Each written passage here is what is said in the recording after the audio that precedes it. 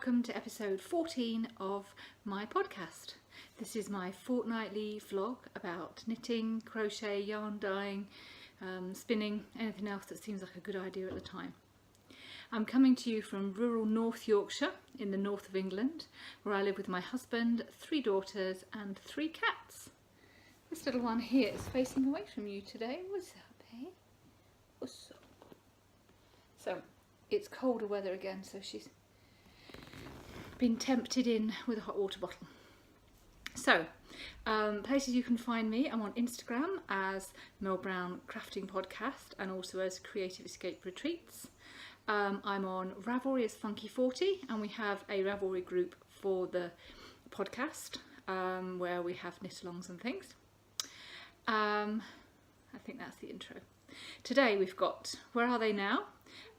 New whips on the block, kinda. Something new, a little bit of dyeing, some knit group, and I wanted to talk to you about some of the podcasts I'm enjoying at the moment. So, let's get started. So, I'm going to start with Wisteria Trellis. Now, this is a crochet pattern that I've been talking about for a while, but I've been getting wrong. I've been saying it was in the Shawl Project book 4. It's actually in the Shawl Project book 3. And it is this fella here. So, it's by Joanne Scrace, and I have been working on it for quite a while. The edge bit here is done, the lilac one here is done first, and I've been doing that with some yarn that I dyed myself in a gradient, blue to red, as all my dyeing is.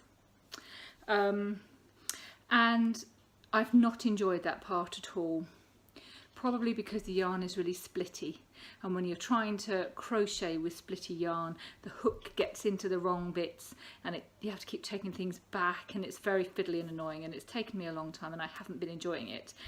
So last time I spoke to you, I wasn't sure if I was going to just shelve it and put it into hibernation for a while.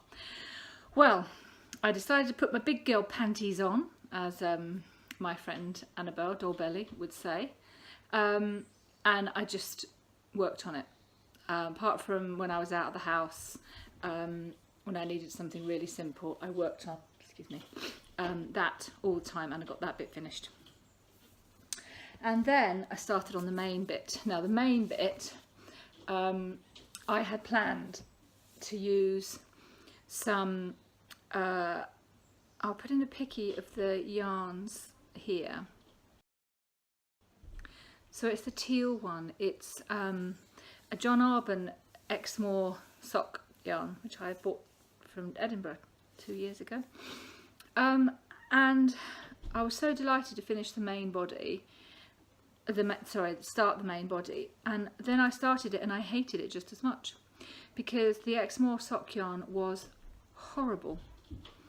It was really rough and even more splitty than the yarn I'd been doing the border with, and it was really unpleasant to work with. It was so rough, and I thought John Arbon was a really, popular brand, a really good brand. Excuse me, but it was horrible. So I took it to Knit Group and we decided to frog it. So I took back what I'd done on that and decided to choose a new yarn to go with it. Well, I had 3 choices. If you follow me on Instagram, you'll have seen I posted the 3 choices. There was this lovely hand spun, naturally dyed with logwood at a place near us called Fountains Abbey. That was an option. There was also some beautiful Madeline Tosh, or there was some sock yarn, some Zalbaball. I posted on Instagram and asked what everybody thought. Almost everybody suggested this one. Maybe 1 or 2 people suggested this one. Nobody suggested the Zalbaball. And I ignored them all and went ahead with the Zalbaball. Largely because when you look at the picture, it doesn't show the colours. It looks very grey. What I've done already looks really grey. So you're not really judging on the fair thing. And largely because I just love Zalbaball. Anyway, I've been talking about it for long enough. I ought to get it out, didn't I? Where is it? It's in my crazy bag. So I started, let me show you, I've got a marker to show where I was at with the border, although that's fairly academic now. So I was up to here with the border, and I finished all that off going into the blues, and now I've started with this. So it's Schoppel, Voller, Zauberball. I'm going to find the ball band.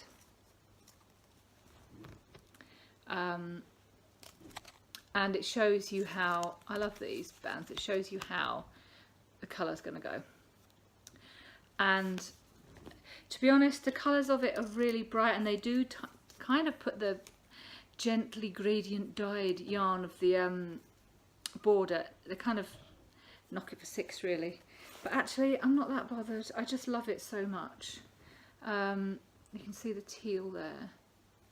I think I'm going to sneeze. So it started with the beautiful maroon, and it's gone through the teal and it's coming back to the blue. So yeah, it's way less subtle than the border, but actually I don't mind at all because it is gorgeous. I couldn't really make sense of this pattern. It didn't make sense to me, and I took it to knit group and we couldn't understand it, but that's okay because we just kind of blagged. So I've got little markers on so that I'm kind of at the same place on each end, and you just I don't want to give away the pattern, but you can see what I'm doing here. So that's moved on quite a bit since I last recorded, and you were probably thinking, if you watched before, hello, if you've watched before, welcome back, thank you. You were probably thinking, you know, am I ever going to see that again? Is it going to go into hibernation and never recover? But there it is. It's not far off being finished. They're quite long rows now, but how beautiful is that lace? I mean, it's actually really simple, but it's just so pretty. And at one point I thought it was it wasn't soft and drapey like the edge. So this is a 4mm needle. I think this is a 3.75. This is a 4, and I decided to switch to a 5, and I had a go at that. And my husband and I looked at it together, and we kind of agreed that it didn't do much to make it softer, but it did kind of detract from the lace because it wasn't as dense, and once it's blocked it will be a little wider anyway. So I just went back to a 4, ripped back the 5 stuff, and I went back to a 4. So there it is. I don't know, it's one of those things for me, it's a bit of a process knit. I'm not really sure what I'll do with the final product because I don't wear shawly wrap things. I'm much more likely to make a scarf out of it, and I don't know how that'll work, but I will worry about that later, and it may be that it doesn't come back to me for a home, it finds another home somewhere else. I don't have a problem with that. So thanks for your advice if you gave me your opinion on Instagram, and sorry for completely disregarding you. There we go. Right, so I think I'll have that done fairly soon. When I podcast last, I had 8 works in progress, didn't I? I've realised I had to chat to my sister-in-law since the last one, and I think I assume too much. So I'm going to go into a bit more detail. Works in progress, not whips. I had 8 last time. I'm not going to cut that out, it's too cute. And I wanted to get 2 off the needles pretty quickly so I could start focusing on Christmas knitting, which I did. Rockin' Rose, Martina Bain. That's done. So it wasn't far off being done when I saw you last. But here's the end. And there we go. I'll put in a pic here of it in its glory. And then I'm thinking, well, it's for my mum-in-law. I don't know how she'll wear it, but I'm thinking something like that. I am very happy with it. If you've watched for a while, you'll know that I've loved the way these colours work. And just the geometric nature of the pattern, I love it. If you haven't seen any of Martina Bain's other stuff, I'd recommend you have a look, because she did, oh, cat's coming in. She did Hitchhiker, which you may know is a very famous pattern. This one, oh, there's lots and lots of others, kind of geometric looking things. I feel like when I see a pattern, I know if it's Martina Baim. It's got a kind of her stamp on it. I love all of her stuff, and I suspect I'll be doing a lot more. I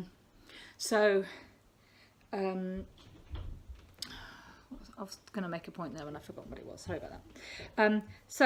It's all finished. I love it. It's his for Christmas, so it's my first Christmas knitting finished. I'm just looking at it because there's a little pull in it already. It hasn't gone anywhere. There's a little pull in it. So I'm going to have to sort that out. But all the ends are running and it's ready to go into the Christmas box. Very, very happy. Love it. Okay, the other thing I wanted to finish was the Tunisian hat. I'm looking past it because I don't know where I put it. Goodness me. It's in one of these bags. Oh, here it is. So I had done a Tunisian crochet in the round hat, which you've seen. And I just wanted to do a rib for the bottom, which I have done. So my friend Linda had given me some opal. Is it opal? No, I can't remember. I'll put it up here. Yarn, and I'd just done knit one, purl one, Tunisian rib for a few rounds. So it's done. It's nice. One of the things I like about it is because of the nature of it, there isn't a bit where it joins. It just keeps on going round. So there's no ugly bit or back or whatever. I'll put it on, although I don't tend to wear hats because I don't have the kind of face that can cope with my hair being obscured. But it fits, it's fine. It's really kind of a test piece for classes, so it's not intended to be actually used, but it's good, it's done, very happy with it. So that and the Rocking Rose are off the needles, which drops me down in projects. So what's next? Oh, the Opus socks. I was test knitting for Linda. You know, I design, well, Linda and I design patterns together. She does most of the work, to be honest. And I'd be knitting these socks, which I'd just shown you the back of, hadn't I? Well, Linda's published the pattern now. She's just knitting a 3rd size. So I wanted to show them to you. Here they are. I should have got the sock blockers out, really. So you can see the pattern. It looks like a rib at first, which it kind of is, but it, excuse me, it's school holidays. But it's also got this triangle pattern here, which is really, really nice. And then it goes on up the leg, obviously it goes on both sides on the leg. And it's the opposite way around on the other foot, so it's not a left foot and right foot as such, but the triangles point in opposite directions. So I did them 2 at a time, 2.75mm needles, undercover otter with the yarn. I showed you all that last time, so I won't do that again. It's all on my project, but this is yarn that I bought from Stephen and Penelope shop in Amsterdam. They're for hubby, so they're a big size. That's kind of the idea for this pattern. Big men's socks. My husband has big size 11 feet, and it's about that. So there are smaller sizes as well. So that's that. I've just got a German short row heel. There's an option in the pattern for a heel flap as well, and the pattern is written for cuff down as well as toe up. And in the most recent sample, Linda is knitting it without a rib cuff because the pattern is itself a rib, so you don't really need a rib cuff if you don't want to. So that one will be up soon, you'll be able to have a look at that. So it's available, it's Opus, and I'll put a link to it. There it is. Okay, so Opus 42. This is another kind of pattern I was designing.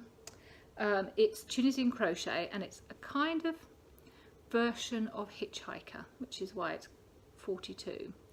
But it's a sampler concept, so it's an opportunity to explore several different stitches of Tunisian crochet and try them out in one project. Now it's a bit scruffy because I haven't run any ends in, which is very unlike me.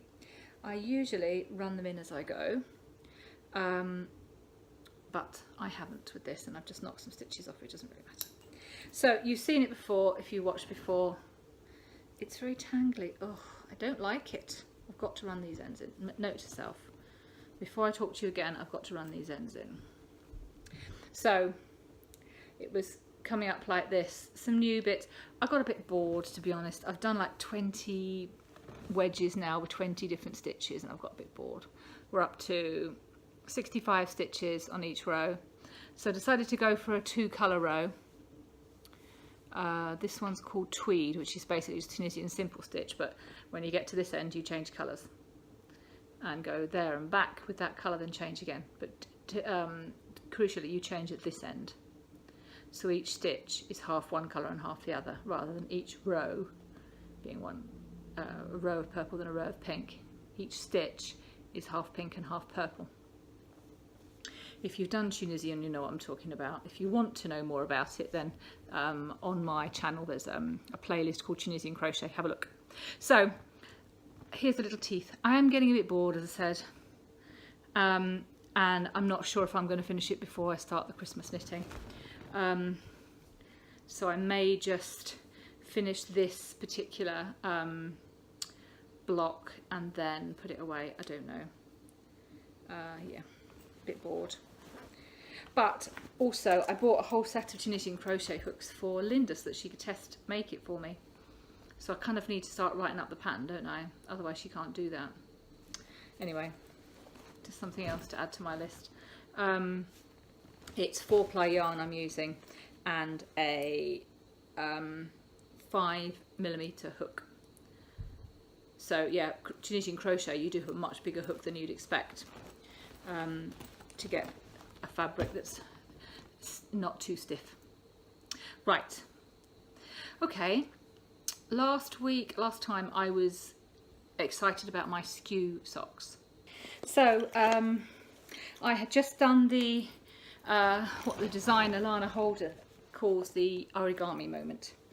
I turned the heel, and I have since I have since finished it. So how lovely is that? So that's your leg, and that's what you get to see. And then the heel. I could put these on the blockers, but I think I'll do that when I've finished them both and I've run in the ends respectively. So that's where the toe goes, kind of across like that. So I finished that one.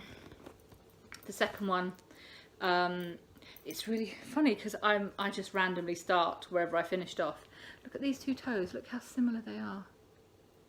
It's not far off continuing like that. It's really strange how similar they are, really, considering as soon as I'd finished cast off this one, I carried on with the yarn and started this one. So it's completely random, but yeah, they are very, very similar. So I'm just, I've divided for the ankle, then I'm increasing around these markers. So yeah, just no second sock syndrome at all, just couldn't wait to get the second one on the needles. And I'm not in a hurry to get it off the needles as well, because it is very much my go-to out of the house project. And when I finish this, I think I'm going to have to start another pair of socks, or else have something that's really simple and very portable on the go as well, because it's just, you know, I need something to grab when I'm walking out the door. So it's 2.75mm needles as always, and this is Knitting Goddess, who is based in Harrogate, which is my local town, and it's 75% superwash and 25% nylon, blue-faced Leicester largely, and it's colourway Lizard. Stunning. If you know me, you'll probably know it's not my usual colour palette for sure, but it's just really cool to me. So I think I'm going to have plenty of that left. Gosh, yeah, look, got tons. Which is great news because I love to put it in my blanket. Okay, so that's Skew, and then Chevron Shenanigans.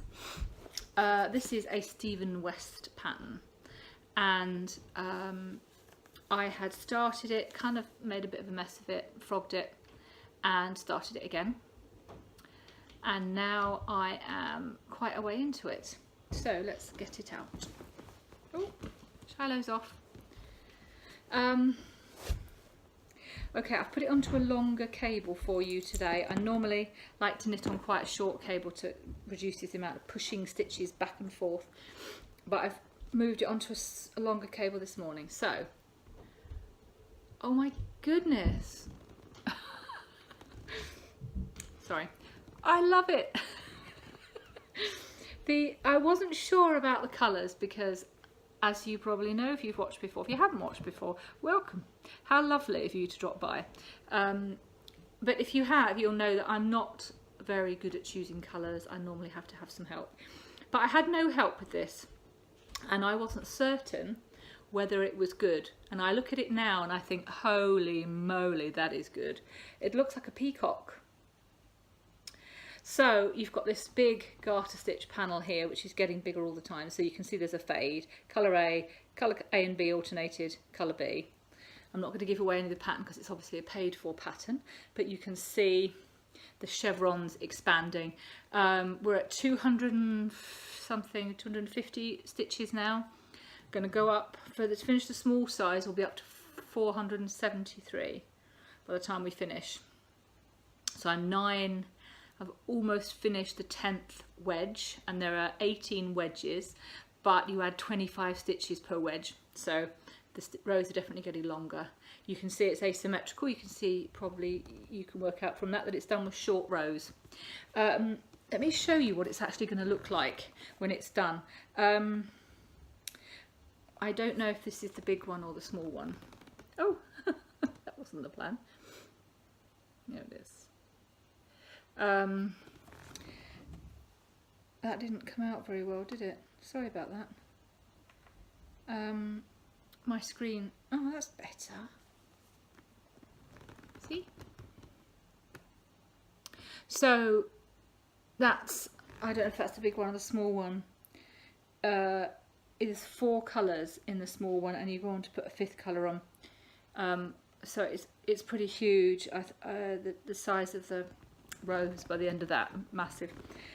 So it's great, but I don't know. I'm very happy with the colours, but I didn't go the sort of ching fibres. I guess it suggested that kind of, you know, really premier 4-ply is suggested. That's like £20 to £30 a skein, and you need 4 colours. I wasn't prepared to spend £80 or more on yarn for it, so I went to a second-hand yarn shop and I bought some mystery yarn, and that's what this is. So it cost me very little money, and I think that's going to come back to bite me potentially, because with knit group yesterday we played with matches. I got all the yarns that I got for this. So this is colour A, which you've seen. And then there's colour B, which you've seen. And colour C, which we're going into, is this one. And then my planned, oh, there's a great picture of me on one of the podcasts with it on my head, isn't there? This was my colour D. Ah, that's good. So it's quite a deep maroon. We did a flame test on these, by which I mean we just set fire to it, and the results were fairly clear. I don't know if I'm going to be able to show you this, but can you see the melted end of colour A there? So that's a fairly clear indicator that that's acrylic, which, to be honest, wasn't a big surprise. The same with colour B. Yeah, can't really see that. And colour C. But colour D, I've thought since I first handled it that it was linen. And it certainly hasn't melted at the edges. It kind of burned. So it feels like it's a natural fibre of some kind. If you know how to tell whether something's linen or whatever, please let me know. But I am pretty confident that I have lost my ball of linen. pretty confident that's linen. So firstly, I'm not going to put it in the chevron shenanigans with the other yarns, and secondly, what on earth do you do? I've got 4 balls, so roughly 400, maybe 350 grams of this. Tell me, what would you do with 300 to 400 grams of maroon linen? So I'm not going to use that for the 4th colour. I'm instead going to use something you might recognise. Come here, little fella. It's from Chef Rockin' Rose. It's Stylecraft acrylics. So it's the same fibre as the other stuff, which makes more sense. And because if you have a look again at the picky, it's going to be the outer colour. There's just one wedge of it, so 18 rows and a little bit of edging. And I love the idea of having a really dark edging. So that's going to be perfect. So I'm quite pleased with that. And you know, I was saying about I was a bit worried that because it's acrylic I'm not going to be able to block it, because you know these shawls, they're blocked heavily. But having seen it like that, because it's all been squashed up on a smaller cable up till now, seeing it like that, I'm actually not as worried as I was. I'm much happier about my chevron shenanigans since I started talking to you. Thank you for that. I keep looking at it, and of course there's so much teal. Quite often, how often do I sit here and say, oh look, it's the same colour as the wall? Yeah, that does look like a peacock, doesn't it? Really pleased with that. And once the purple comes in, and yeah, that's brilliant. It looks like a really complicated pattern, and you'll see if you buy it that every single row is detailed what you do. But actually, you can memorise it, and I now don't need to look at the pattern at all. I've just got a couple of markers in, which I move. One of them I move, one of them static, and it's all fine. So really, really happy with that. I'm going to come back to Stephen West in a minute, because that's part of the knit group stuff. Right, let's get rid of all that. So that is Where Are They Now? That's all of the projects that you've already seen, what's happening with them. Sorry, I'm all undressed here. New whips on the block. I don't really have any, except let me tell you a bit of a story. Back in the end of 2015, I came across a pattern for chunky fingerless mitts, and I knitted some of them. No, I didn't. I crocheted some of them. This is the general concept. Really chunky, really fast to work up. And I ended up knitting, well, these are the first few pairs I knitted.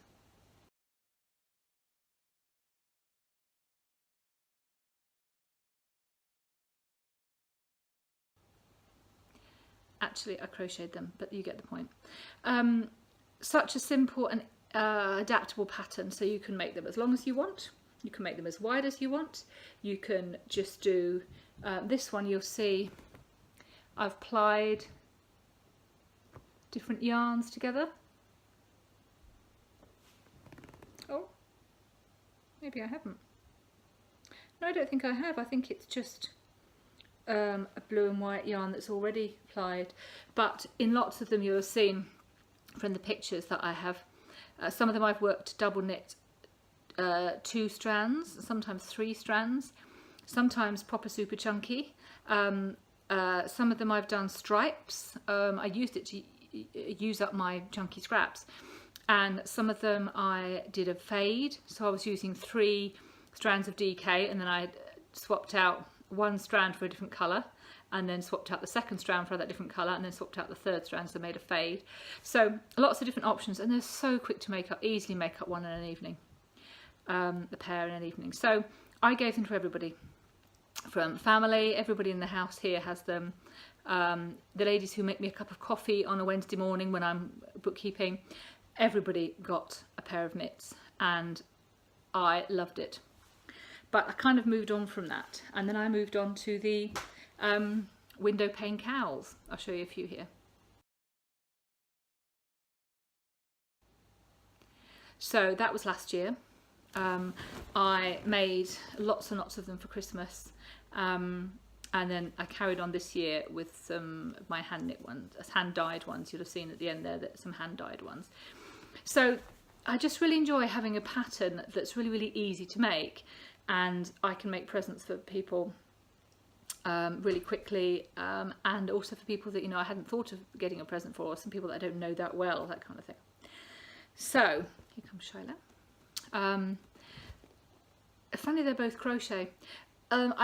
This week I saw a tutorial for a Tunisian crochet stitch called half double crochet. So I had a bit of a play with it because they were talking about making a cowl. So here it is, here's the front and here's the back. And interestingly, this is in cotton, just in, don't know, I'll put it up here. It doesn't roll. If you've done any Tunisian crochet, you'll be quite impressed with that, because Tunisian crochet usually rolls, but this doesn't, and that makes it really interesting. So this is just a dishcloth. I'll post this to my mum, I think. But the tutorial, which I'll post a link to in the show notes, actually talks about doing more stitches and making a cowl, and I thought, ooh, that might be my next Make It For Everybody project. So I decided to give it a go, but something unusual happened. When I was making this, I noticed that it's really hard to get the hook in. The yarn seems to stick to the hook, so it's really hard to move your hook back and forth because the yarn seems to stick to it. And I thought, oh, it's just because it's a cotton, it'll be better when I'm using something else.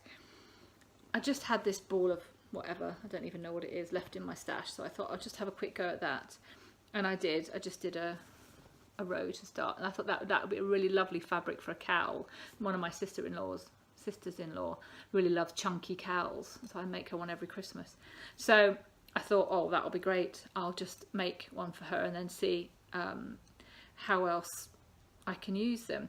But what you do is you pick up your stitches like this, and then you've got to just keep moving along. And I just found that once I got stitches on the hook, trying to move it back and forth was really quite difficult. And it was a bit of a deal breaker, really. I finished this row last night. My thumb was so sore, I couldn't do any more. Now I'm doing it this morning, and it's actually feeling a lot easier. So what's that about? I don't know. But I'll carry on and just work this up and see if it gets easier and it's fun. I might well make that my next go-to gifts pattern. Ironic that it's the third crochet pattern. I guess it's probably natural because the crochet works up a lot quicker, right? So if you were knitting something for somebody, it wouldn't be a quick make. So yeah, if that does, so that's the only thing I've started really, and I've kind of finished one of them already. If that doesn't turn out to be so useful, I'll probably do some more window pane cowls. They are such a wonderful pattern. I will have put up here, won't I, who wrote it and where it is. Not so good at that. Okay, so that's kind of new whips on the block. So my works in progress count as of today is 6, and one of them isn't on Ravelry. The Opus 42, my Tunisian crochet design pattern, that isn't on Ravelry yet because I don't know what to put it under. So I've got 6 works in progress. 2 of them are in hibernation, the blankets, that I'll probably start in the new year back on. I do want to get some of these finished, but as I was saying, if I finish the skew socks, I'm just going to have to start another pair of socks anyway. So Chevron Shenanigans is going to be quite a way. So it's really just I'm looking at my list and trying to think what there is. Oh, the Wisteria Trellis. I think that's the next one to be culled. I think I need to just get that one off the hook. Off the hook. I hadn't thought of that before. Right, I need to get that off the hook, and then because, as you probably might remember, I'm going on holiday. We're going to Whitby, which is about an hour and 45 minutes drive from here. It's on the east coast in North Yorkshire, which is still in the same county. I love the fact that the Yorkshire counties, you can travel an hour and 45 minutes and still be in the same county. we're self-catering with Dave, my husband's brother, and his wife, and his mum-in-law's popping along and various things. So we're staying for a week in near the beach. So I intend to cast on a lot of Christmas projects. So I kind of wanted to get the decks clear here with stuff. So things might go into hibernation, or they might just get whisked off quickly. So works in progress 6, that's come down, hasn't it? Looking at my notes, last week it was 8, and the week before it was 6, and it was 7. So I think that's pretty standard amount for me. I like to focus on that because there's a lot of people talking about how many works in progress is too many and all that kind of stuff. Okay, something new. Right, what I need to show you now is something that I had custom made. I'm going to call them alternate row markers. I was inspired to design these, or to, I don't know, okay, let's say design these, because I knitted a lot of skew socks, and the whole of the skew pattern is an alternate row pattern. So you start out increasing every other row, and then you're increasing at one end and decreasing at the other end pretty much all the way through. But there's alternate rows, so one row you're doing the increase decrease, the other row you're just knitting straight, and that's the same all the way through the pattern. And it's the same with a lot of socks.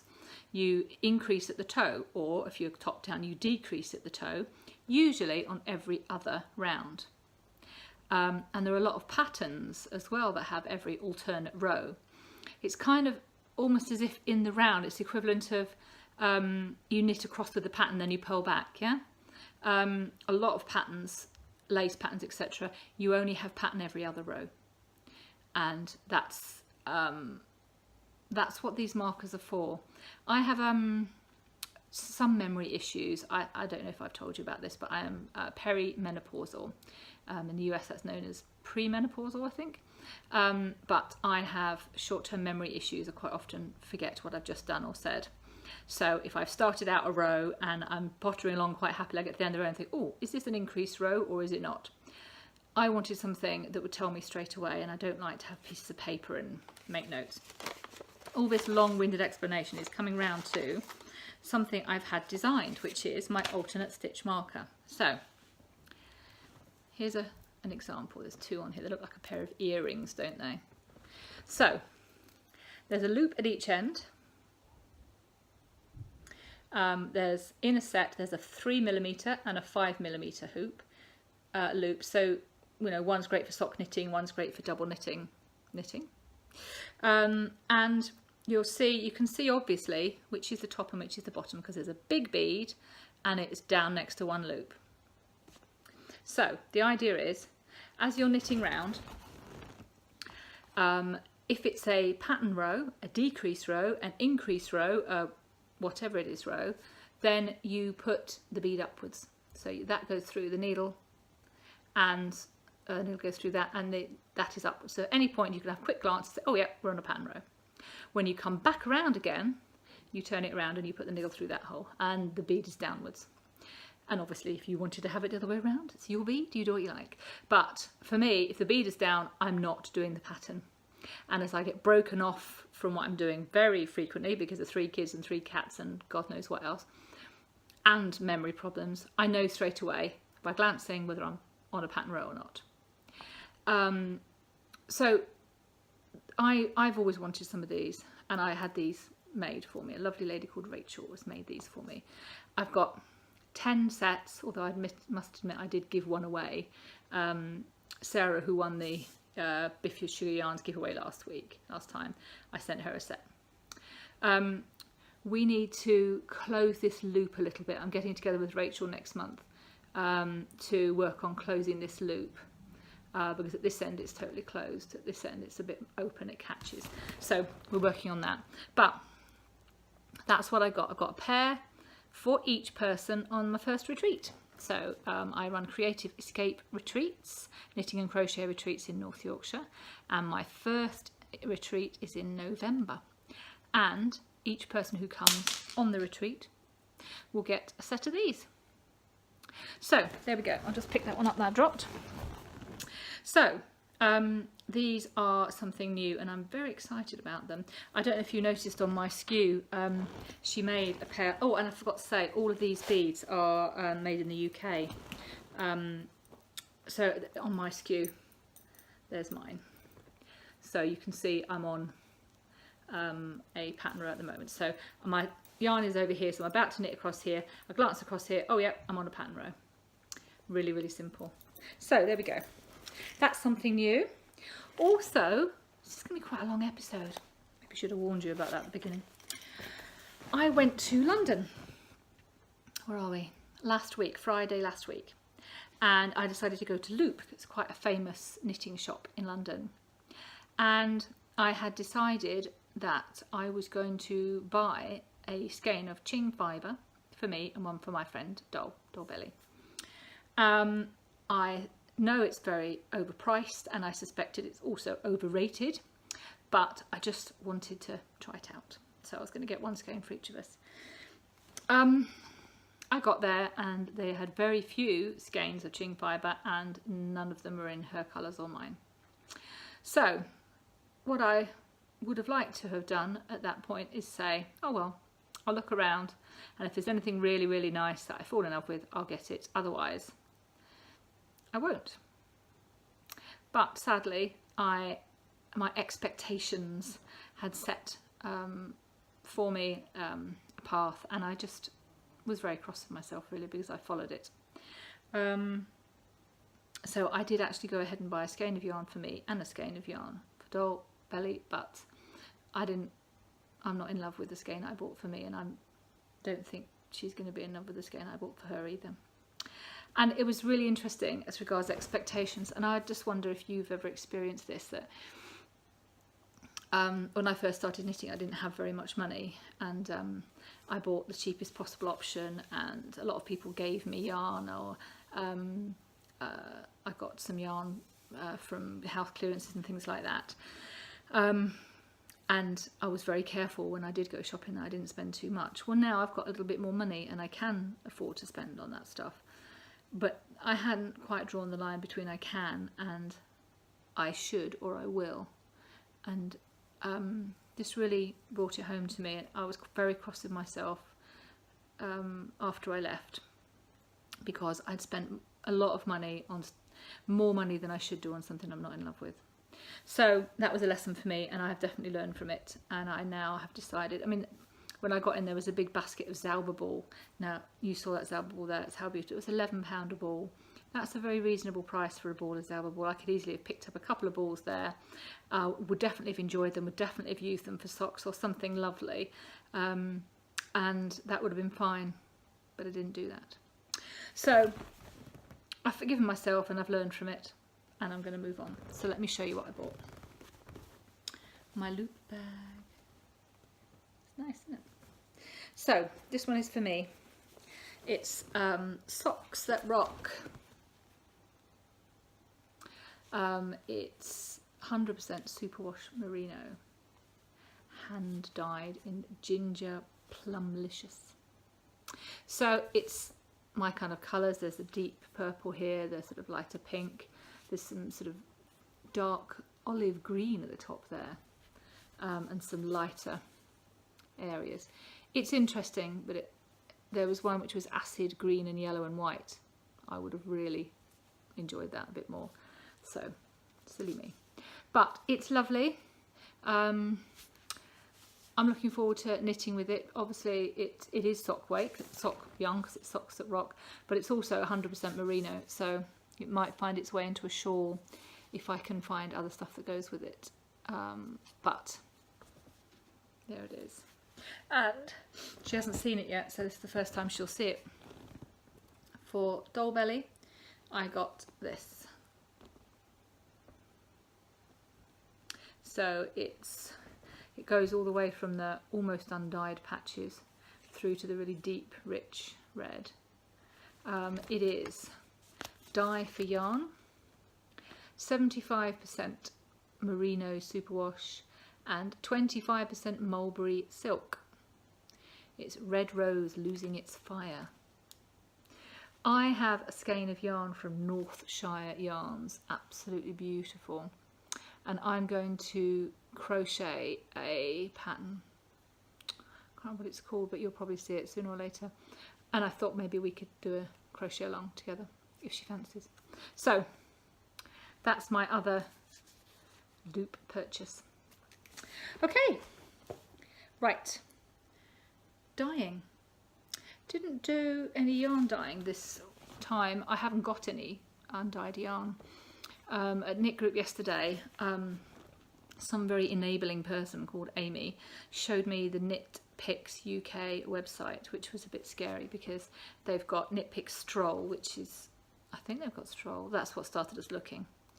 Absolutely wonderful yarn, but also some Felici and some Bear yarn, so for undyed for home dyeing, and some really lovely yarns on there. So I've got to try not to order from there in the near future.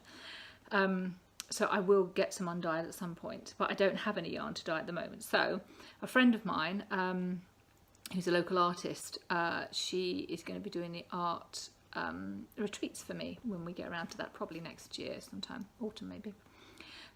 We got together to dye some feathers because she collects feathers and she does all kinds of weird and wonderful things, as artists do.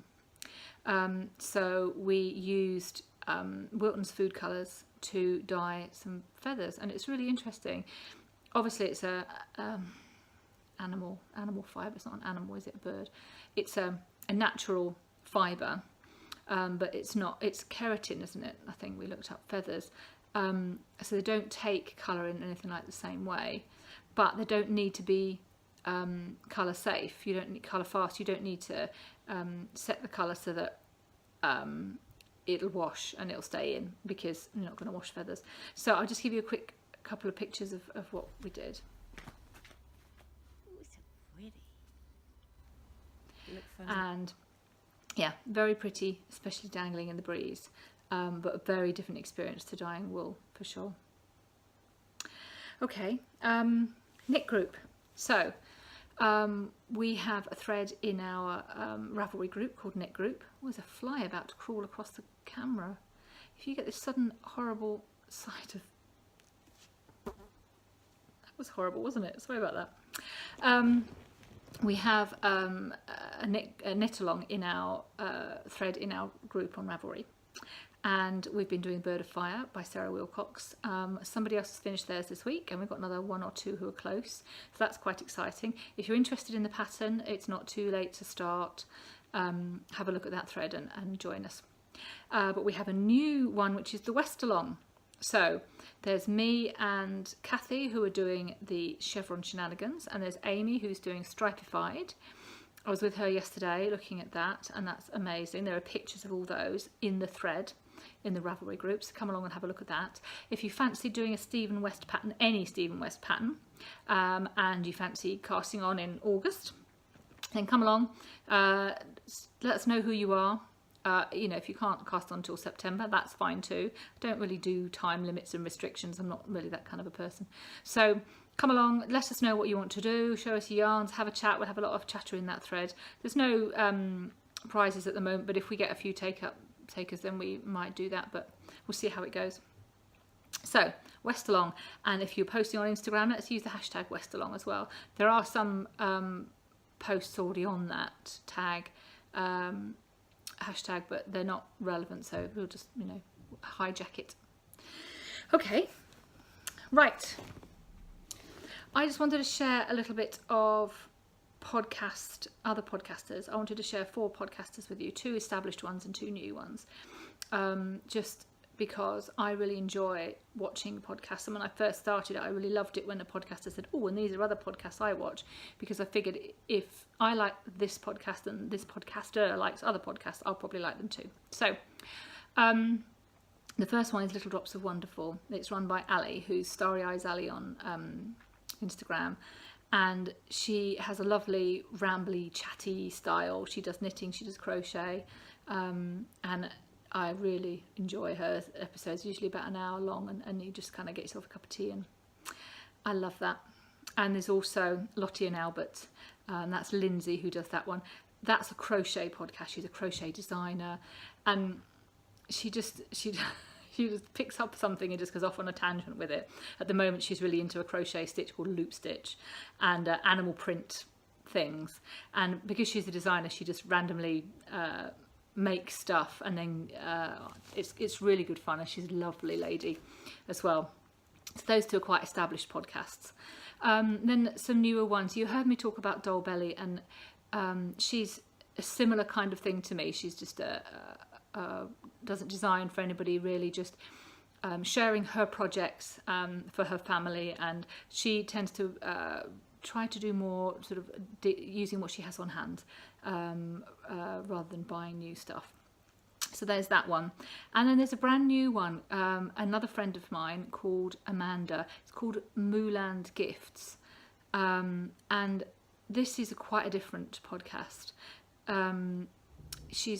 Amanda is an artist. She does knitting and crochet, but she also does quite a lot of other art and crafts, and it's amazing some of the stuff she does. And the first episode, there's only 3, she's basically exploring a bag of fabrics and things that she's been given.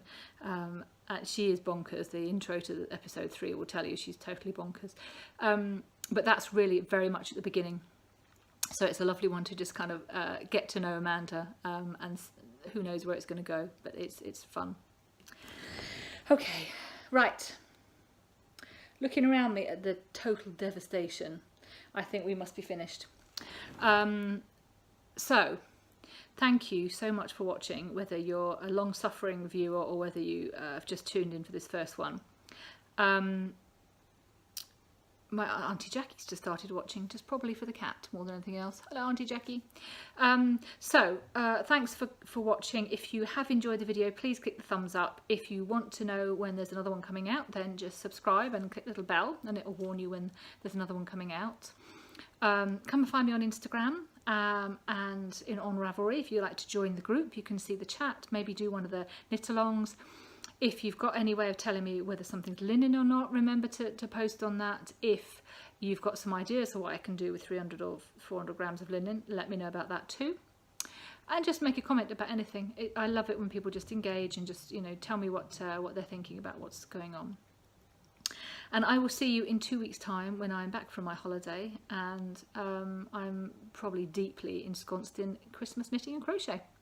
So, thank you for watching, and I'll see you soon. Happy crafting. Bye.